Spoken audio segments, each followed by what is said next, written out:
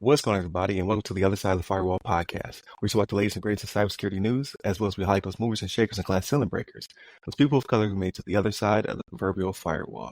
My name is Ryan Williams, and as always, I'm joined by Shannon Tynes. What's up? What's up? What's going on? So we are recording on Memorial Day weekend, so happy Memorial Day weekend to everybody out there. And Chris will be back probably next week. He's on vacation, and then Daniel will be back the next couple of weeks. So he is in the process of moving overseas. He said I can break the news to everybody when he gets back. Will he be overseas? I can't remember. Or will he still be prepping? No, he'll be overseas. Yeah, so he'll be in Japan. I'm super jealous. But happy for him and his family. So look out for him in the next couple of weeks. Please continue to tune in. So Monday, Tuesday are topics. Wednesday, discussion. Thursdays, Ask a CISSP. So this one will be with Delisha Hodo. It's already recorded. I just have to finish processing it and put it up. So look out for that one. And then Fridays, everything else. Movies, books, games, all that good stuff. But without further ado, I give it to Shannon. All right, everybody. So this article is from bleepingcomputer.com, and it's by Lawrence Abrams. And the title of it is American Radio Relay League Cyberattack Takes Logbook of the World Offline. All right. So anybody can be got, everybody, right? So the American Radio Relay League, ARRL, warned its users that it suffered a cyber attack, right? So it disrupted its IT systems, online operations, their email, the logbook of the world. And what this is, the ARRL, it's the National Association for Amateur Radio in the United States. So people that get on and like play on radio and whatnot, like this is their kind of, I don't want to call it a meeting. It's not necessarily a meeting spot, but it's their organization that they use to communicate with each other, right? So what they do is they represent their radio interests to government regulatory bodies, right? So they do have some type of dealings with dealing with those organizations that kind of, what am I trying to say here? Not control, their regulatory systems, but the ones that say, hey, this is what you can do on these frequencies, this is what you do with this, this is what you do with this. So the regulatory bodies, right? Does that make sense? Yeah. They lobby the FCC and a few other regulatory bodies. Yeah. Right. That's what I'm trying to look for here.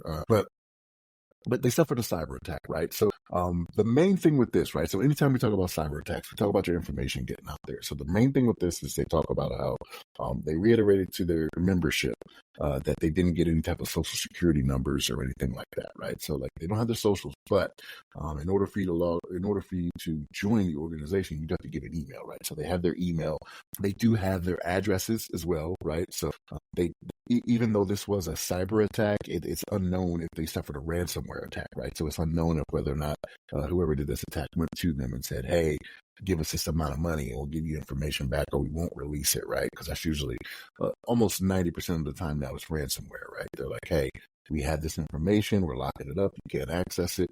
And then they ask for money, but it's not clear yet whether or not that was the case. But like I said, they don't have any socials or anything like that, but they have the names of people, they have their email addresses. So you have to use it to become a member of this organization, right? So again, this is one of those things where we talk about this whenever these cyber attacks happen. You got your second and third order effects, right? So because they have an email, they can do phishing, right? Because they have your address, they can do different things like what's it called, like deed stealing or whatever, where like somebody can pretend like they own the house because they have your information, right? So it's probably not too much more of a step to get your birth date, find your social, and one of the other numerous cyber attacks that have happened over these last several years, right?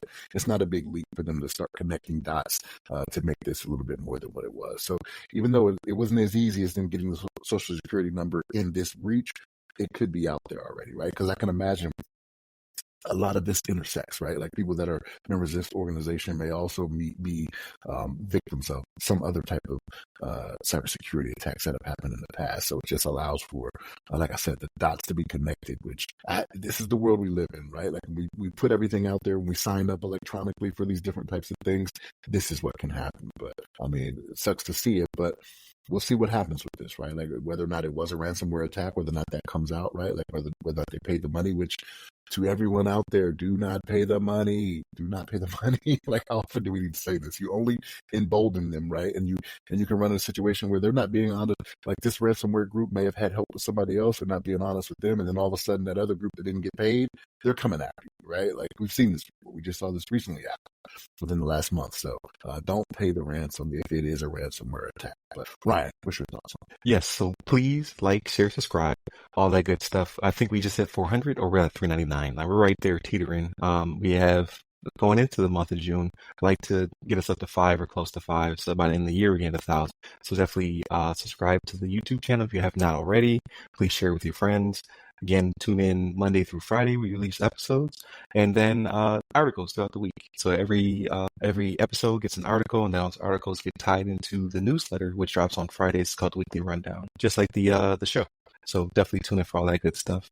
So with the article, so the American Radio Relay League, right? I joked about it in the chat. These are some people you don't want to mess with, right? These are people who have the giant whip antennas on their Suburbans. You know what I mean? Like they're the ones who are keeping the FM spectrum alive and going, right? They communicate with people all over the world. That's what the Logbook is for. So it's the successful communications between themselves and other people all over the world. I worked with one of these guys. They're very passionate about what they do. And if it all goes down, right, like we get plunged into a world of darkness somehow, because AI is taking over, these will be our saviors. These people will keep the communication lines up and going. So leave these people alone, right? They're just out there having fun on their hand radios. I don't know what the attack, like aside from what Shannon brought up with the stealing information to then combine it with other information to do phishing attempts and things of that nature. Because I can't really think of what else could have been lucrative for this group to take down. Like maybe to infiltrate the ARRL in some respect, but again, they only really function to keep hand radio going, to improve the use of it. And then if for whatever reason communications were to go down, right, like satellites start falling out of orbit, they would keep the lines of communication up between us and hopefully our friends. So leave them alone. They have a cool mission. They're just out there having fun. I see them down here in Florida. I used to see them all the time in Alaska. Like I used to see Escalades with antennas flopping around. Like they love what they do. I'm starting to see it down here now too in Florida. So there's a lot of them out there. So hopefully this doesn't set them back too much. Hopefully it doesn't interrupt their flow or operations to whatever extent that they are I guess mechanized or organized. But I know it's a fairly big organization. So it's kind of a shame that they were targeted and for whatever reason. So we'll see what the future holds. Maybe there will be some more that comes out of this. Maybe it will be surface level, but still disruptive where the people are trying to steal their identities and things of that nature. Hopefully it was nothing nefarious, right? None of our near peers want to get a hold of the American Radio Relay League and what they do to take us down from the inside. So I can think of all kinds of conspiracy movie type stuff that they could do with this, but it could be just as simple as like, hey, we took down the World Book and we want some money. The radio equipment is not cheap, so these people do have a little bit disposable income. So maybe it's just that simple. They're just like, hey, this is another target we can hit. So you bring up a good point, right? Because like when you watch the dystopic movies or like the end of the world type movies, what ends up happening? Like that's how they're communicating with people, right? They're on the radio, like, hey, so that's left. Everybody out there, exactly, right? So if you take that out first, right, like that may be smart, Yeah, so it's left. Like when I was still active duty, we did a lot of work with the radio spectrum because that like when it comes to contested comms, like they take down your SATCOM, you're dead in the water. So how do you communicate? You use radios. And out of all the services, I would say the Marines were the best at it. They used to have this humongous whip antenna and they would communicate over the pond with it. And I used to blow my mind. Like, how does that even work? Because it's tall, but it's not that tall. Like, how are you getting all the way to the other side of the Atlantic? But they keep it alive. So I assume a lot of those people also join like the American Radio Relay League. You don't want to piss off the Marines. So there it is. So continue to tune in throughout the weeks. Monday and Tuesday are topics. Wednesday discussion. Thursdays Ask a CISSP, and then Fridays everything else: movies, books, games, all that good stuff. Hit us up wherever you can find us. Basically, we're pretty much everywhere under the other side of the firewall, the other side of the FW. Ask a CISSP, or give me up personally. I'm at RY Security Guy. That's RY Security Guy. You can find me on LinkedIn, Clubhouse, Twitter, TikTok, Instagram, Medium for articles, LinkedIn for articles, pretty much everywhere, Threads. So hit me up.